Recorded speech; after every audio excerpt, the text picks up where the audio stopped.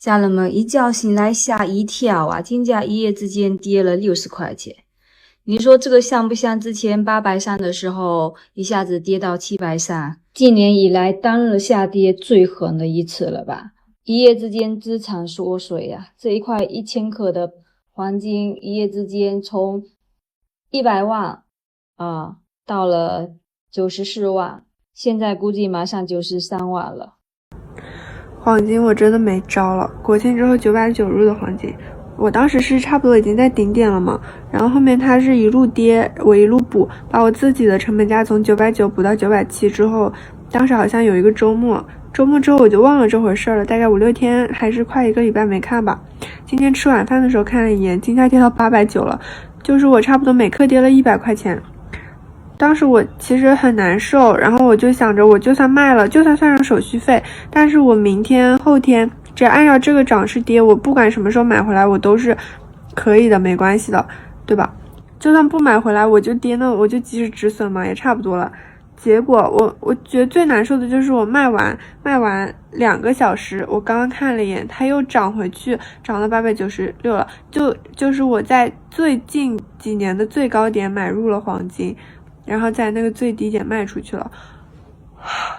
10月27号，国际现货黄金价格一度跌破每盎司4000美元的大关，较上周高点回落大约是9%。中国不少投资者感到懊悔，因为有很多人是通过贷款买的黄金。尽管多家国际机构仍预测2026年黄金有望持续上行，但是呢，也有部分分析人士认为黄金牛市基础可能并不坚实。随着金价走低，在中国大陆金条销售明显受阻。在深圳水贝市场，金条经销商面对空空如也的柜台，不禁感慨，过去疯抢购的投资者，如今仅仅询问价格，却是迟迟不下单。青岛某金店店员表示，这几天金价持续下跌，金条几乎是无人问津。不过呢，金饰品类产品仍有稳定销量。黄金暴跌，今日金价，今天是10月28号的星期二，现在是下午5点39分。现在此时此刻，大盘黄金的价格是已经跌到了889.41每克，这是黄金连续下跌的第5天，1周不到的时间是已经跌了100块钱。上一周最高位的时候是993，现在已经是跌了104块钱一克。短短的10天，黄金从最高点的999跌到了现在的894。短短的10天跌了105块。深圳今天的天气忽然也降温了，我这心也跟着这天气一样拔凉的。有没有人跟我一样950、960入仓的？让我心里平衡一点。我已经不想说话了。昨天那个黄金啊，935跌到930。我930补了点，我925补了点，我920补了点，我最后晚上拉均价拉出来是925。他昨天晚上夜里给我干到了910多，910。哎，我想着夜里跌了吧，今天早上能上升一点，我但凡生点不亏就把我昨天买的卖了。现在看见905了。我已经不想补了，1克都不想补了，900我也不想补了。金价大幅下滑的消息迅速登上热搜，引发网友们的热烈讨论。有网友说，炒黄金、炒房、炒股本质都是赌博，全凭运气，这就像是击鼓传花，谁接到最后谁就倒霉。大家只是在涨势时买入，跌势时则避而远之。黄金销售人员表示，如今消费者更加理性，金价下跌反而让他们更犹豫，担心价格还会持续走低，这与上半年形成了鲜明的对比。整体黄金市场呈现冰火两重天局面。今年上半年，金条与金币的消费量逆势成长23.69%，达到264.242吨。但是随着金价持续高企，投资者购买热情在逐渐降低，消费者的购买偏好也出现明显转变。设计感强、附加值高、重量较轻的首饰产品更受青睐。北京、上海等地的金店小科重产品销售额同比增幅超过了80%。再回想一下去年的这个时候，然后人也是有很多感慨的。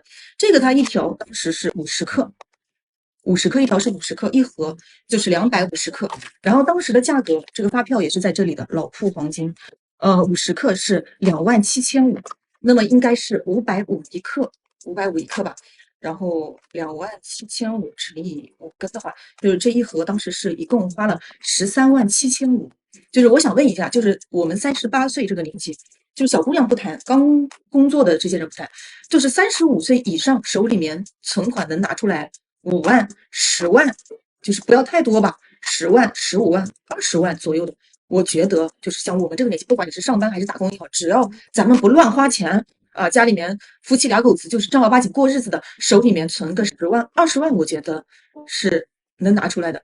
如果说我们去年把它拿出来，就跟我一样买这一盒135000嘛，550一克，我就说我现在卖它，我肯定不可能按当下的金价卖，我肯定要涨到1000去卖，对吧？那么今年也涨到过1000，我们按高的价格1000来算，1000减去550，也就是说一克能赚450，再乘以250克，乘以250克，也就是说1年的时间能赚112500。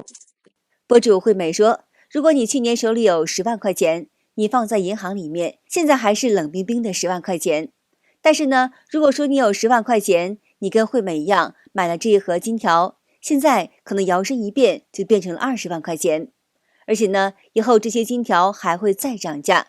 那么你买的不是黄金，而是会下蛋的老母鸡。你买了100克黄金，900块钱每克的时候买的，一共花了9万块钱。那当黄金跌到800块钱每克的时候，你难过什么呢？你持有的还是100克黄金呀，一克都没有少。那它涨到1000块钱每克的时候，你高兴什么呢？你持有的还是100克黄金呀，一克也没有多呀。涨也好，跌也好，变化的无非是法币的数额，可是你又没卖，这个浮盈和浮亏都是浮云。只有当你卖出的那一刻，结果才会出来，你这笔交易是赚了还是亏了。中间的这些涨涨跌跌，你又何必让它影响你的心情呢？金价涨了，这个100克的手镯直接给我赚了普通人1个月的工资。年前买的，现在每克涨了60块。我酷爱买黄金，我老公就一直叫我小财迷，我现在都想做黄金生意。姐妹们，你听我一句劝，2025年把你想消费的那股劲就去买黄金，衣服够穿，鞋子够穿就够了。然后呢，你买黄金只不过就是把你的钱换一种方式陪伴在你身边。就算你去买奢侈品、名表，我跟你讲，没有一个不贬值的，唯独买黄金，它甚至可以帮你去对抗通货膨胀。而且我年前买的这些项链啊，然后呢这些戒指，就加买的话都帮我已经升值了。黄金全世界的硬通，它的变现能力比股票比房子要好得多。哎，真的很想开个黄金店哦，我都想去水杯了。博主说，黄金就是要把你的钱换一种方式陪在你的身边，每天戴着首饰出门多漂亮，这还是属于我们女人的个人财产。比如说你今天心情不好，跟老公吵架了，你带着几个金镯子就可以走了，立刻就可以变现。黄金对于普通人来说啊，就是存钱。这可不是因为我现在开金店我才这么讲啊。是人呢就有消费欲，赚钱有快感，花钱当然也有。那我就算不买黄金，我也会买一些其他的破烂，买完了钱就没了。像我这个车落地170万啊，现在卖100都够呛。那买黄金不一样啊，这块金条几年前8万入手，今天是15万，啥东西能比它保值？但普通人啊，千万别去炒黄金，懂的都懂啊。每个月拿闲钱去买点黄金的人啊，才是聪明人。从买消耗品变成了买金条、金项链、金戒指，不仅能满足消费欲，让你开心，还能无痛攒钱，这不是两全其美的事吗？博主说，首饰还能够佩戴，你不喜欢这个款，出点加工费，还能打成别的样子。万一你急需用钱，黄金还能立马变现，存下的黄金以后也可以传给下一代。虽然不少博主认为黄金能够保值，但是呢，也有大陆的经济学家提醒，黄金并不是好的投资工具。过去3个月，黄金市场呈现剧烈的波动，走势如同走过山车。自8月底以来，国际金价一路飙升。10月20号，伦敦黄金期现货价格一度攀至每盎司4381美元，年内累计涨幅逼近70%。然而仅仅时隔一天，10月21号，现货金价急挫5.3%，跌至每盎司4125.22美元，创下2013年4月以来的最大单日跌幅。在金价持续走高的背景之下，不少投资者选择加码进场，甚至动用网贷、信用卡套现等方式筹措资金，进一步加杠杆操作。李女士便是透过多个管道申请消费贷款，最高时投入黄金市场的资金达到30万元。来自华南从事互联网工作的林先生则透露，几个月以前，他以老家一处闲置房产作为抵押，取得贷款以后呢，全数投入黄金市场，甚至将一半的收入与存款转为黄金资产。对此呢，大陆经济学者马光远在抖音平台发表视频指出，黄金本质上并非是理想的投资工具，普通人如果以贷款方式投资黄金并加杠杆，风险极高，一旦金价下跌，亏损可能会成数倍的扩大。他举例说明，2008年黄金曾经涨至1900美元，但是随后呢，几乎跌破了1000美元。黄金每次回调往往接近腰斩。近日，一名上海男子闯入金店抢劫，有网友认为这是主动申请吃牢饭。